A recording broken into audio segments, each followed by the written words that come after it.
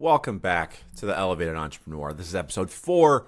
I'm your host, Raylen Davis. And the first thing we have to talk about is this TikTok ban. I had no intention of talking about this, mainly because I'm one of those people that tried TikTok, never really landed. That's not entirely true. I had an original page on TikTok for my business to generate leads, like many of you listening and watching over on YouTube. Using TikTok to generate leads, I was going okay, right? I wasn't seeing anything that was that crazy comparatively to Instagram or YouTube that I was using at the time. And then I made this stupid TikTok talking about how I look like Jesse Williams from Grey's Anatomy. That blew up like 500,000 views or something like that. And it just wasn't aligned to the business, right? So I had all these people following me and engaging with my stuff that wasn't business related. So I had to shut it off. All that being said, I was never that successful at TikTok to generate leads. Although it did generate a lot of traffic, I could see why people love the algorithm so much. And obviously I could see a lot of digital creators doing incredibly well on the platform. But unless you live under a rock, you're just now finding out maybe that TikTok has been banned for a multitude of reasons. Won't go into that. The thing that I'm most upset about, honestly, with this TikTok ban isn't actually TikTok, it's that CapCut got banned. The editing software. I've been using that forever. I loved it. I had all my templates in it. I'm super bummed. I am super bummed about that. So, at any rate, TikTok ban. I wanted to talk about it from a perspective of, all right, you're a digital creator, you're an online business owner, and TikTok is banned. What do we do now? So, I think if we learned anything from TikTok, a lot of people are saying, you need to build your email list. Well, what I find interesting about this stance, 1,000% agree, building an email list is incredibly important, but you still need an attention-driving platform to be able to grow your list today, right? Unless you public speak, unless you go to conferences a lot or whatever, the number one way to grow an email list is having a platform. So, I mean, come on, guys. That's not really that helpful. So actually, I want to take this moment to talk about two different things. Number one, I want to talk about types of ways that you could generate leads without TikTok today. And obviously, we'll talk about the various different platforms, which ones I like more going in 2025. Assuming that TikTok doesn't get reversed, I think it will, honestly. There's a lot of evidence that's leading towards the fact that, yeah, more than likely TikTok will be back. But in case it doesn't, what do we do? So yes, build your email list. And most people do this, I think, but in case you don't, whatever platform you're on, make sure you have a call to action in the bio. This call to action is where your lead magnet comes in. Now, one thing that's happening right now that I think is super interesting is the lack of need for a true lead magnet. So in the past, it was freebies. So you give away your free PDF detailing out X, Y, and Z, and that's the freebie. There's value in exchange for an email, but more and more, there are these creators that have just a newsletter, and that's the thing that's attracting people. That's the value that they're seeking. So that's a good path too. But there's still nothing wrong with giving away value in exchange for an email, hence the lead magnet. The thing about the lead magnet, though, that I think you need to be cautious of, again, TikTok ban happened. What do we do now? If you're going to do a lead magnet, my recommendation today, something that I'm testing actually as of recording this today, I have a waitlist right now for my course that I'm rolling out, the high ticket enrollment system that I'm working on all weekend, and I have a waitlist for that. That course is my new lead magnet, and it is going to be paid. So why in the world would I make a lead magnet? If the game is to generate leads, why am I going to have it paid? Well, it's because I've tested different things over the years. And one thing that I noticed is when I used freebies, right, download my free blank, I got a bunch of leads, but they didn't really convert all that well. And if we're looking at it from perspective of how can I have a high converting system in place? Well, who wants a whole bunch of leads in their system that don't ever convert? They don't engage. They downloaded the freebie maybe and immediately unsubscribed. That's not necessarily what I want to do. I want people with skin in the game. Now, if you're a large company and maybe you have a large sales team that can really go after these leads, maybe you still do the freebie method. But if you're a solopreneur, for example, more than likely the best case for you is to do a paid lead generator. Okay, so what type of paid lead generation? I'm talking to like $7. It doesn't have to be expensive, right? What we're trying to do is make sure they have skin in the game. They actually do the but do the lead magnet, get the value from it so they could see, oh, I could see why working with this individual, this business makes a lot of sense for me. So if you're an agency, for example, and you specialize in social media marketing, you're a social media marketing agency, well, giving away your hooks for, making video content, but giving it away for literally $7, and then putting in the copy even too, like the reason I'm charging you $7 for this is not because I need the money, it's because I want you to actually use this darn thing, can go a long way. But now at least you have people that have skin in the game and actually are planning on using the lead magnet. Again, just a recommendation on the lead magnet side. But what do we do about the platform, Raylen? We still need attention. This is the important thing about the TikTok ban. If we learned anything, isn't just grow your email list. It's more so a lesson in diversifying your platforms, diversifying your attention grabbing platforms. And so there's many different ways you can go about this. I think that you'll always have one that's like gonna work for you. You're gonna have one that you're more drawn to, and therefore it gets better results. I don't think there's a platform today, like a lot of people right now are arguing LinkedIn is literally the best social media platform for business owners, and they could be right. There's a lot of interesting stuff going over on LinkedIn, but for me personally, the DMs are just spammed with people pitching in the DMs, and so it's really hard, at least for me anyway, to build relationships over on LinkedIn because I don't feel like DMing people because it's like I'm one of 100 million people in their DMs today. However, I say that, and I know people personally that their entire business comes from LinkedIn, and they're crushing it over on LinkedIn. And so I can't necessarily say one platform is better than the other. What I can say is, though, whatever platform is easier for you to use and is more enjoyable is going to be your best lead generation. So like for me right now, I can tell you probably in the next, few months, 90 days, maybe 6 months at the longest, Threads will probably be my number one lead generator. And it has nothing to do with the algorithm. Has very little to do about the platform itself, but it's just that it's easier for me to create there consistently and have volume there, which is going to lead to more attention, which will lead to more clicks, which will lead to more signups. And so when we're thinking about, all right, well, TikTok's gone, what do I do now? Diversify. So there is the idea of repurposing, but you'll never have the same results repurposing your content from TikTok to other platforms. Well, why? Because again, the engagement on your side isn't there. The enthusiasm for it, the reason you created it with TikTok in mind, and so it won't hit the same. So if I had to, right, outside of Threads, let's talk more video, it would be YouTube. Obviously, I'm creating this for YouTube, repurposing it for audio over in the podcast realm, right? But YouTube for me is the place to put your long-term money into. And it's anything can happen to any platform.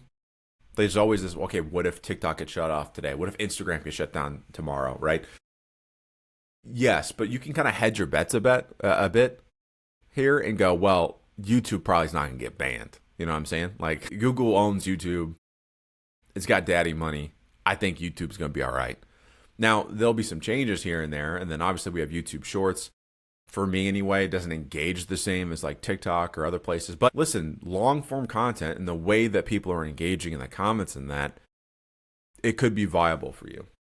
So again, for me, I could tell you, again, I think it's important for you to prototype this stuff, test different variations. But for me, like I'm making my evergreen content, the content that like I know is going to last forever is YouTube, my podcast, and then everyday short form content is Threads for me today, which is wild considering I've always been a video creator and writing is something that I've always hated. But for some reason, I made it a point to get a little bit uncomfortable today and every morning write something, even though I hate writing. I shouldn't even say that anymore. I actually enjoy the process of writing. But that getting in that practice of writing every day has helped with this. So that's kind of my mode kind of going into this and what I'm going to be kind of doing for. But again, if we were to learn anything from this TikTok ban is that you have to diversify. Reminds me of the Dave Chappelle skit when he was talking about what was it, Wu-Tang? Diversify your loans. Not your loans. Anyway, diversify your lead generation. Now, there's also a conversation around your website. So your blog articles, your newsletter, and things like that. I'm not an SEO expert, never truly understood it. I know it's vitally important. Actually, you can see behind me right now if you're watching the video, this book right here, that's a giant book on SEO. I've never picked up just because it's not interesting to me. But I know how important it is. And so, again, SEO is going to be important, which kind of leads me to this kind of next discussion. Right now, TikTok's going under, or it got banned rather. You're thinking a lot about lead generation today. There's many things in your business today you probably should be thinking about. Many things you should be bringing your attention to, but how do you know the most important thing to work on in your business? So, not too long ago, I'm listening to this guy named Dan Sullivan, who on the channel I talk about a whole bunch. And if you listen to the podcast, you're going to hear this guy's name a million times. His name is Dan Sullivan. So Dan Sullivan wrote the book, many books, wrote one of them, 10X Easier Than 2X, one of my favorite business books of all time. I think it's the most important business book anybody could read. Yes, that's more important than $100 million leads. Yes, it's important than literally any other book you can think of. 10X Easier Than 2X is the most important business book anybody could read. Who Not How, Gap in the Gain is just to name a few. He's the founder of Strategic Coach. I'm listening to him on Joe Polish's channel, YouTube channel, founder of Genius Network. So I'm listening to Dan Sullivan on this podcast. I believe it was their I Love Marketing podcast. He was talking about this. And he was mentioning he had a discussion with this guy named Dean Jackson, who invented the squeeze page. And they're talking about what is the most important question to ask to help you understand how you need to grow your business. The most important question to ask to really make clear what you should be working on your business in order to grow it, in order to make it better. And Dan said, it's what am I avoiding?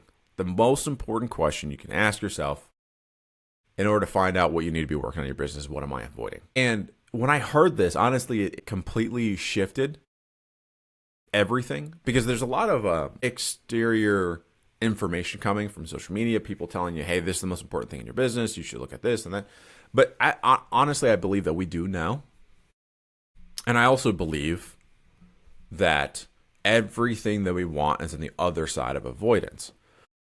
And so I started testing it. This was, I don't know, a couple of years ago, maybe I heard this. And I started to kind of test this. So every morning I'd write down, okay, what am I avoiding? And it was all the stuff that I didn't really enjoy doing. It was all the stuff that I wasn't maybe, like skill set wise, wasn't good at. Those were the things I was avoiding. And then I also asked myself, what are some of the biggest problems in my business today? Turns out it was all the stuff that I was avoiding, right? Like if you're an agency owner, at least for me anyway, at the time I was really avoiding the working on the fulfillment process and really nailing that down so that the speed to fulfillment was shortened. Customers can see results a lot faster. I was avoiding working on it because it seemed like a really complex problem, and my zone of genius was on the enrollment side. And long behold, that was the thing that constantly was frustrating me. It was the bottleneck to the business. I was avoiding the bottleneck. For other people, right? It's like I'm avoiding the training of other people. I'll just do it myself. A lot of people right now, for example, are hiring VAs, virtual assistants. I'm going to hire someone who can take away some of these things off my plate, but you don't spend the time, you avoid spending the time to train that individual, and you just get frustrated. Oh, why don't you know how to do this? And you fire them, and you go on to the next one and the next one, and you create there's so much time that gets wasted hiring and firing the next person when all you had to do is just in the first place worked on training the first person right. It takes time, and so we avoid it. But the avoiding, if we were to focus on that, the business would change. And it doesn't really just stop at business either. It's also health, relationships. A lot of us were avoiding like working out, eating healthy.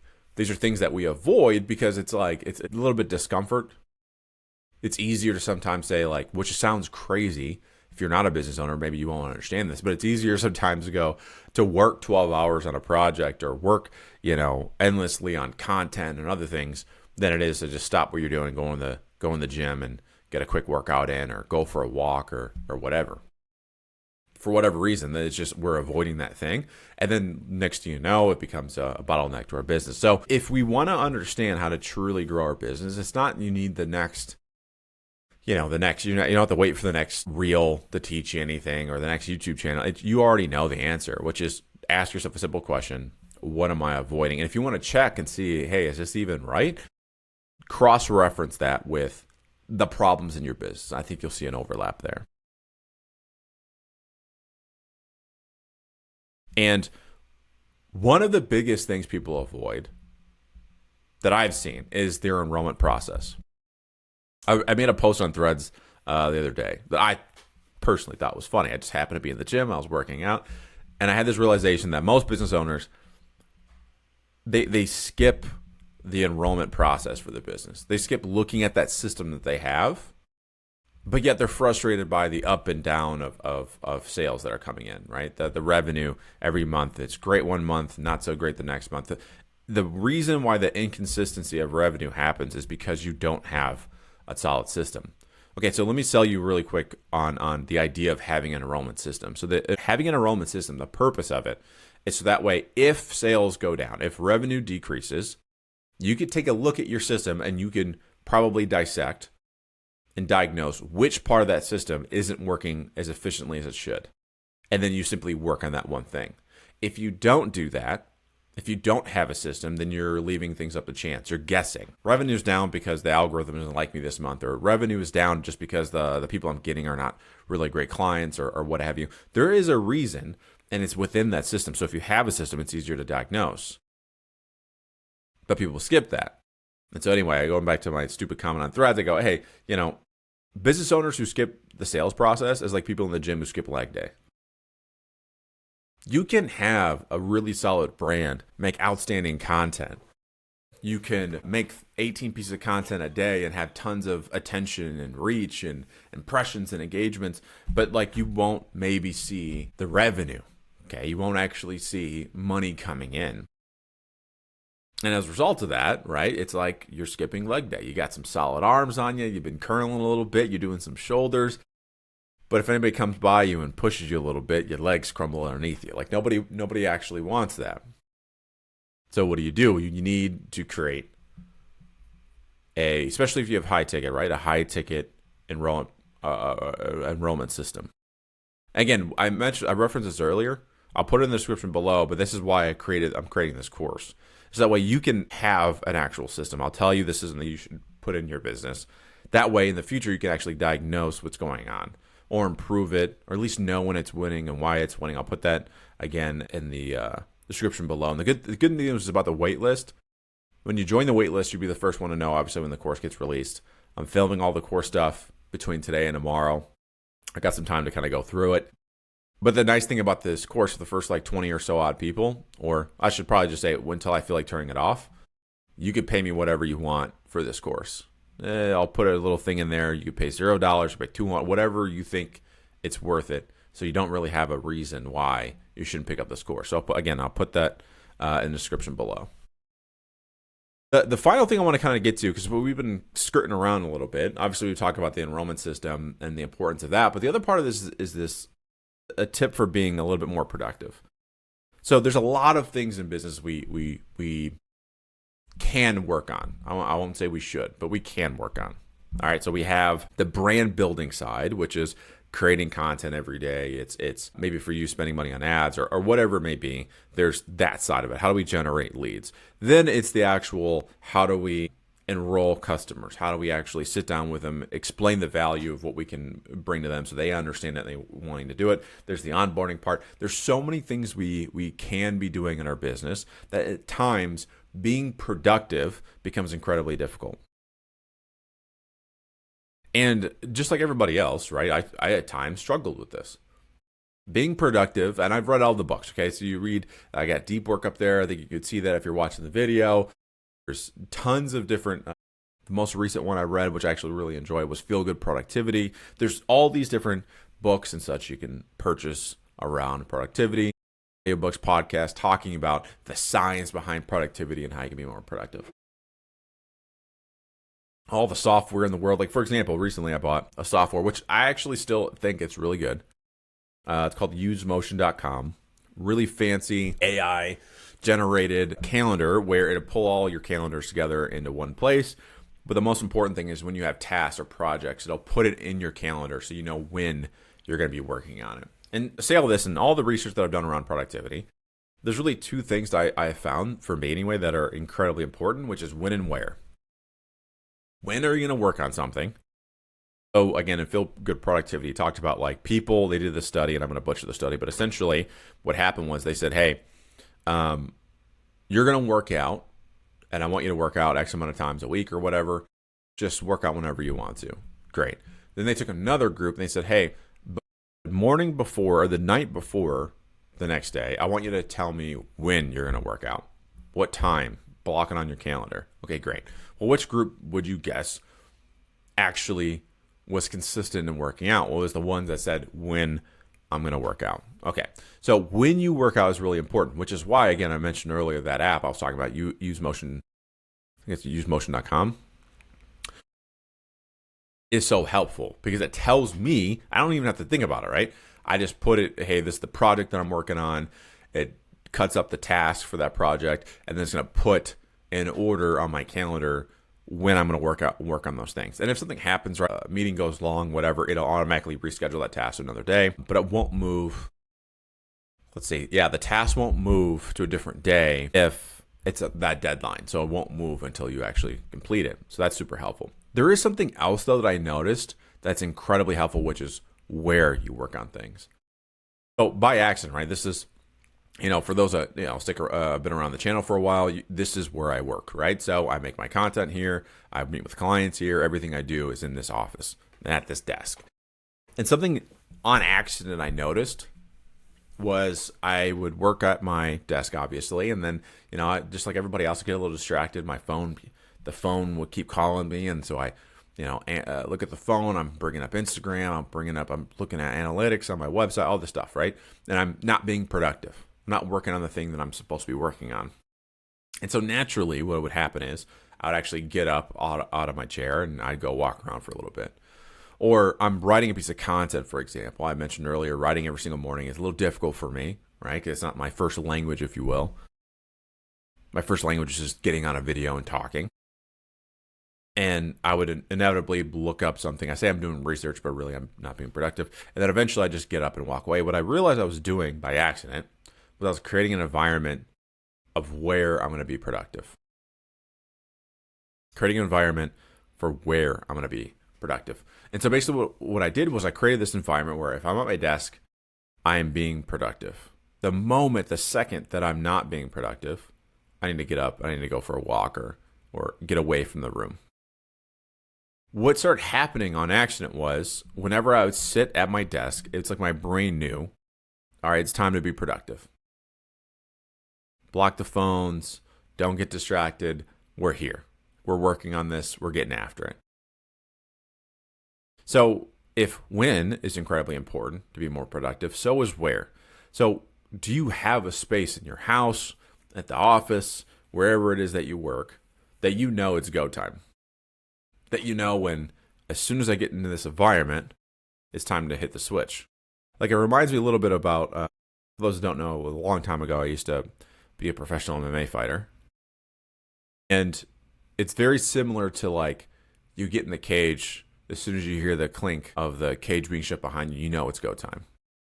No more jokes, no more excuses. A switch kind of hits over and all you think about is the task at hand. Everything kind of goes away. The crowd eventually goes away.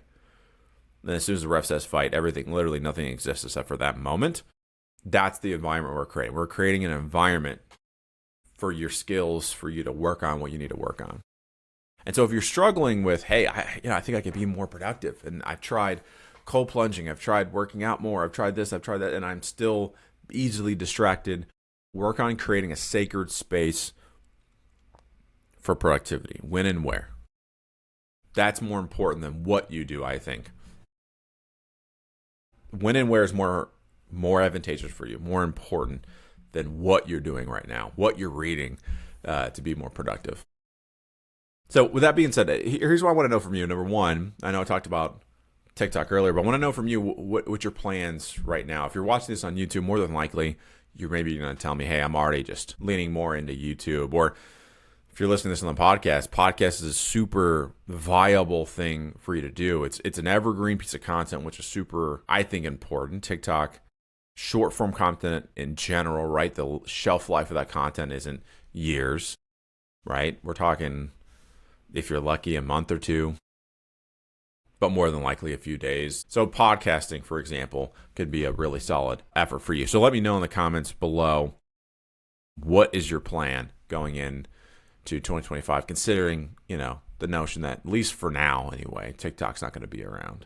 If there's anything else that popped up you want to kind of comment on, let me know in the comments below. Make sure you subscribe. Tell your friend about the podcast. And thank you for listening. And as always, I'll catch you in the next one.